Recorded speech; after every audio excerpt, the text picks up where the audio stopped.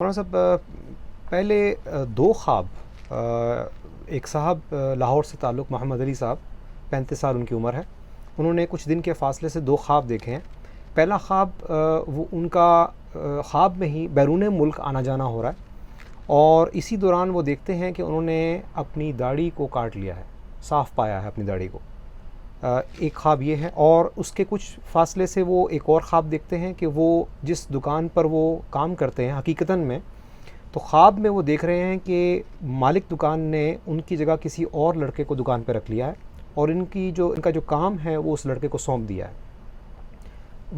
وہ پوچھنا چاہ رہے ہیں ان دونوں خواب کی کیا تعبیر ہو سکتی ہے؟ خواب جو ہے یہ بتا رہا ہے کہ یہ اپنے مال میں، اپنے عہدے میں اور اپنی عزت میں نقصان اور تنزلی دیکھیں گے۔ اس کے لیے جو ہے یہ توبہ استغفار کریں، اللہ سے دعا کریں اور کچھ صدقہ بھی کر دیں، کیونکہ صدقہ بلاؤں کو ٹالتا ہے۔ اور انشاءاللہ العزیز صدقہ وغیرہ کرنے سے اللہ پاک اس تکلیف اور مشکل سے ان کو محفوظ رکھے گا۔ اور بالفرض اگر کوئی آزمائش ایسی آ گئی جس میں یہ کسی قسم کا تنزل یا نقصان دیکھتے ہیں مال میں یا اپنے عہدے میں، تو جلد سے جلد اللہ پاک جو ہے ان کو اس تکلیف سے نکال دے گا۔ اور ہم بھی دعا کرتے ہیں اللہ پاک جو ہے ان کی حفاظت فرمائے کسی آزمائش اور پریشانی سے۔